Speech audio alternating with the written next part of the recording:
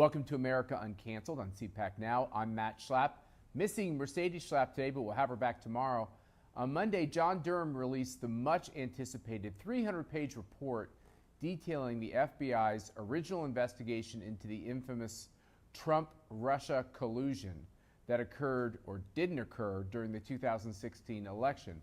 To no one's surprise, the supposed Russian collusion that dominated the news cycle for 4 years and destroyed lots of lives was just a baseless Clinton campaign strategy peddled by the DOJ and the media. Joining us today is one of the victims of this outrageous part of American history, former Deputy National Security Advisor and current CPAC board member, KT McFarland. KT, thanks for joining us. It's a pleasure. Thank you. You know, I could go a lot of ways in this conversation, but I'm appalled that our government spent, Trump said the other day in his truth that it was $30 million.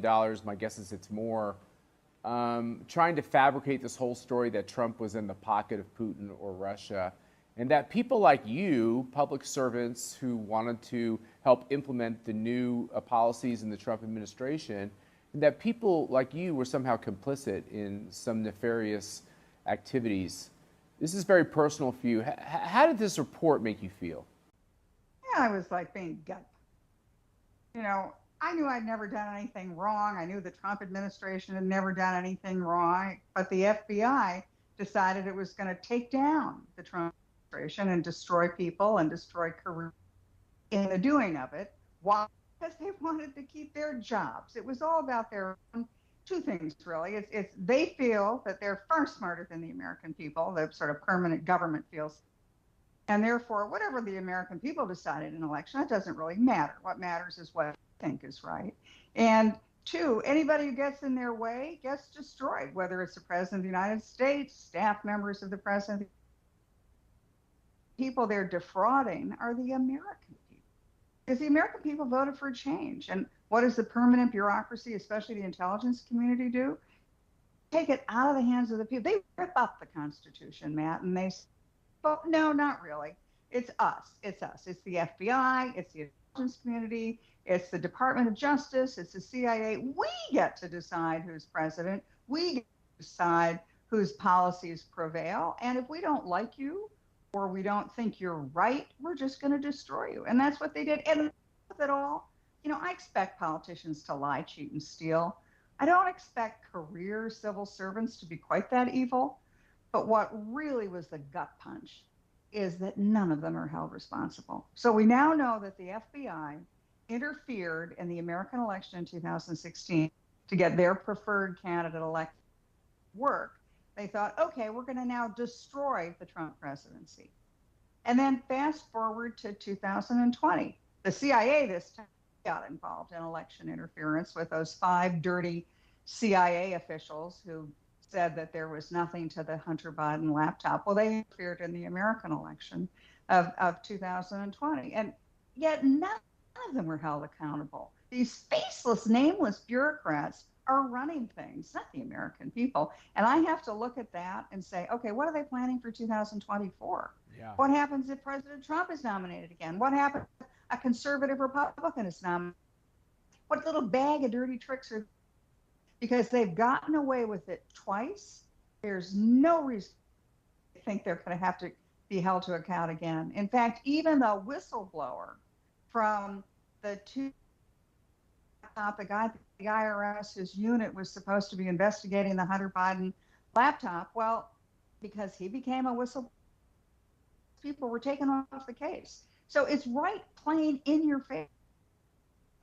The bureaucrats, particularly the intelligence community, and it's a coup, and they've taken charge, and they don't really care what you think about it because they know how to work with it. So we have the big picture, KT, how the intelligence community, how the FBI used their power to try to help Hillary Clinton, help Joe Biden, cover up for Barack Obama being a part of the whole process and key members of his administration. Because you have the personal cost. So I don't know. I'm asking you this publicly. If you can't say, don't say. But what did this cost you to go through all of this? Hundreds of thousands of dollars in a ruined career. And I left the Trump administration early on. I was hoping to become the ambassador to Singapore. I was nominated by President Trump to be ambassador to Singapore, and I got a knock on my door from, we want to ask you a few questions. When I asked them, well, do I need a lawyer? Oh, no, no, no, no. We're here just to get an idea of what was going on in the administration. We're just looking at Russian interference. And I said, well, I want to know about Russian interference too. The Russians are interfering in an American election. I want to find out, how did they do it? How do we prevent them from doing it again? So I'm on the same side you are. Well, I was wrong, and I was terribly naive. And while I was talking to the FBI agents, my husband in another room of our house, he called the former attorney general, who was a law school roommate of his. And he said to the former attorney general, does KT need a lawyer? I mean, she hasn't done anything wrong. She never met with any Russians. And the attorney general of the United States said, no, I mean, they're just getting background information. They're not going after her. She hasn't done anything. So fast forward several months, and it was pretty clear I did need a lawyer. So I got a very good lawyer who basically argued that I would not lie. And when they wanted me, and they implied, if she says the following, if she admits that she committed a crime, which we know she didn't commit, well, then we'll let her off. Or if she implicates President Trump or others in crimes, which I knew that they had not committed, maybe we'll let her off. And if we don't let her off, we're going to run you. And when I finally, Matt, it was so hard. I really, there was a point after subpoena and hundreds of thousands of dollars of legal bills, I said to my husband, gosh, they wiped out our savings. That's our retirement account. And should I just plead guilty to something I didn't commit?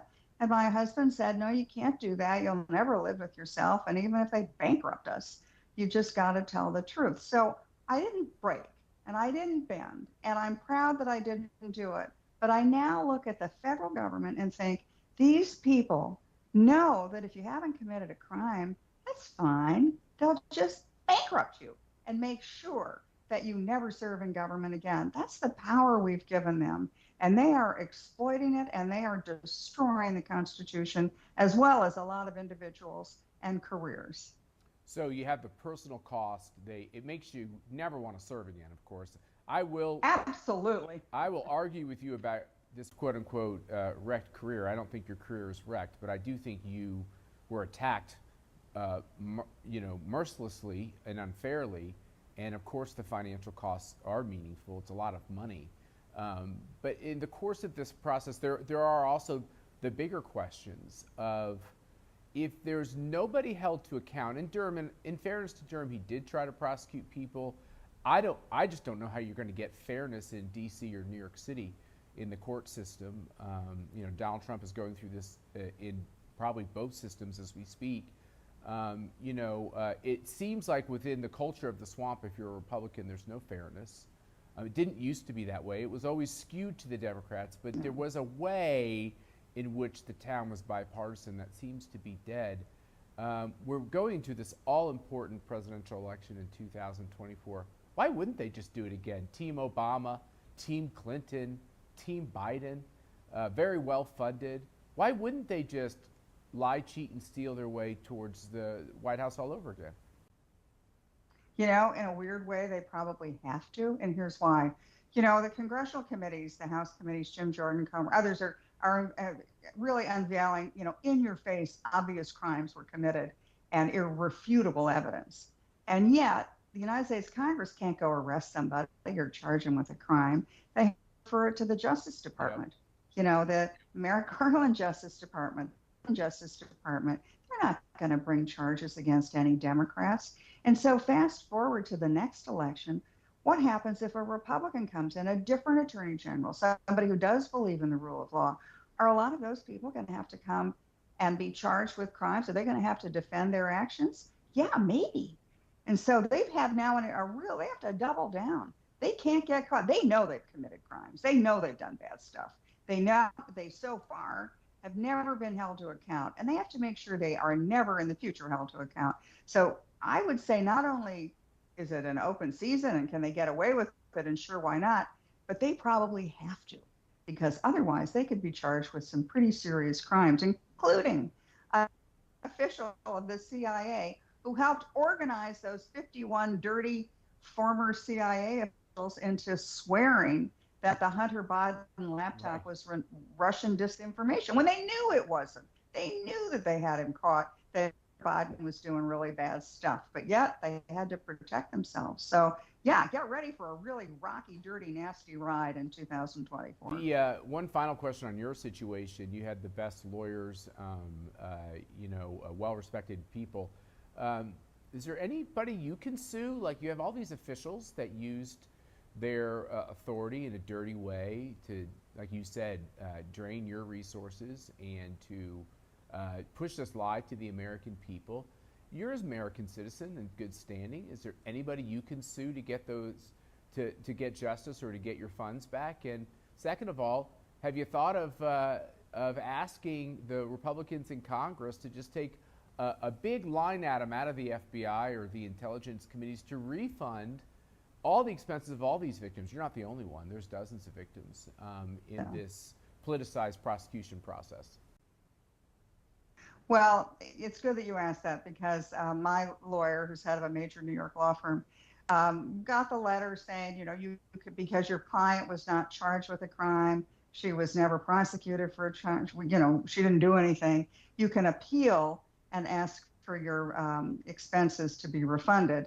And so my lawyer did, and it was a big laugh on the other end of the line saying, well, don't bother, we're not going to do that. So what happens to the people like me? Look, I might have wiped out my retirement fund, but I didn't lose my house. And I look at other people, younger kids, who have to spend $50,000, $100,000 to defend themselves against crimes they didn't commit, and they don't have that cushion. So where does that come from? It doesn't come from anybody. I mean, maybe in an ideal world, someone would set up a defense fund for people who were never charged of crime, but it's not going to happen. What I would hope happens is, with the next president, House of Representatives and the U.S. Congress, that they absolutely go after the FBI. It's not a matter of money at this point. The FBI is running wild over the American people and the Constitution. Defund them. And as someone very wisely said, hey, wait a minute, why are they building that multi-billion-dollar new office building for the FBI right in Washington, where they can have the ability to influence events? Take away the power of the FBI. First of all, defund them. And secondly, how about sending them out to Kansas, Matt, where you're from? How about dispersing them throughout the country, where they have to be around real people, and get them outside of the swamp of Washington? I do want to, I would love them to be in Kansas, by the way, and I've always felt like 99% of the people who work for the FBI, I think, are trying to do their job, the mainline, folks who are investigating crimes. The problem is the politicized leadership of it and the management of it. So I agree with you on defunding. I do think I'm going to investigate and talk to Republicans. We repaid all the legal fees of all the people that were tortured by the Clintons during the travel office investigations and fiasco. Where those people were fired and had their careers destroyed and their lives destroyed. The government must be held to account for these things. Now, Joe Lunchbucket shouldn't pick up the expense either. It should come right out of the hide of these people who did the wrongdoing. And the wrongdoing, as we said, continues. You talked about these 51 folks that signed the letter saying that Biden's laptop was Russian disinformation. KT, let me ask you this question, because it seems like Putin and Russia, it's like the theme they always go to. I don't think there's a lot of big fans of Vladimir Putin running around America. I don't understand, how did they conjoin these ideas that somehow Republicans or Trump or KT McFarland or CPAC or whatever were somehow like trying to boost Putin? Why do they keep going to that? Is that because they're so in the pocket of the regime in China? Yeah. I mean, bottom line is, if you're looking for some foreign adversary to make the boogeyman, it's hard to make China the boogeyman if you're, for example, Joe Biden and the Biden Penn Center, which is where all of the officials of the Obama administration, during the Trump administration, they went to a, quote, think tank in anticipation of joining the Biden administration a couple of years later. Well, that was, $100 million was paid for by the Chinese. So they're not going to go after the hand that feeds them. They're going to go after somebody like Russia and then make that the boogeyman. The fact that, for example, in the Trump administration, the sanctions against Russia were the most severe that have any administration had done, Republican or Democrat. And as far as China, again, the most severe sanctions and toughest foreign policy against China, Russia, Iran, all the bad guys. And so I guess that's why they don't really go after China, right? Because they don't want to lose that $100 million for the Biden Penn Center that paid the salaries, not just of Joe Biden, but of all of the senior officials in the Biden administration. Well, KT, we always appreciate when you join us. Thanks for your wonderful board service to CPAC. And I just want to say in a very personal way, I think someone should apologize to you. I think the people that did you wrong and did you dirty and tried to really bring you down and bring your spirit down, owe you and owe the American people an apology. And I think CPAC should push for that. I do think people should have to pay financially for their wrongdoing. And I do think this concept of DOJ perhaps reimbursing people for their legal fees, if they already have an established process, I think we ought to do an audit of that process and see why is it that someone like yourself, who was a clear victim of this process, didn't get financially made whole, or at least partially, at the end of the process. So I think we got some loose ends here, KT, that we should follow up on.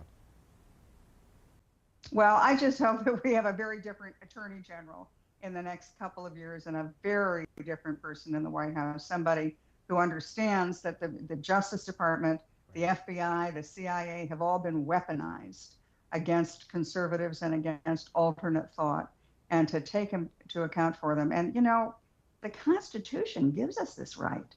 The Constitution gives the power of the purse to the House of Representatives. It's just the House of Representatives has not used that power, but you bet the House of Representatives has the power to say, okay, come testify, Mr. Garland, Attorney General. Why are you doing these things? Yeah. Come testify, head of the CIA. Come testify, head of the FBI or the former head of the FBI. Why are you doing these things? And if you don't want to testify, guess what? You're not going to have a budget. That's the way to get their attention, not by demanding, apologizing, and asking them to do the right thing. These people have never done the right thing, or at least not for decades. The way to get them is to hit them where it hurts, take away their power and their pocketbook. Amen. KT McFarland, thanks for joining us today. Thanks for keeping your chin up and for defending these important foundational values to our country. And get out there and tell your story. People need to hear it. Thank you, Matt. Thanks for having me on. All right. God bless. God bless. Remember, if you miss an episode, you can always go back and watch it on our website at cpac.org/now, or you can listen wherever you get your podcasts. We'll see you next time, and I promise you Mercy will be sitting alongside me. God bless and see you soon.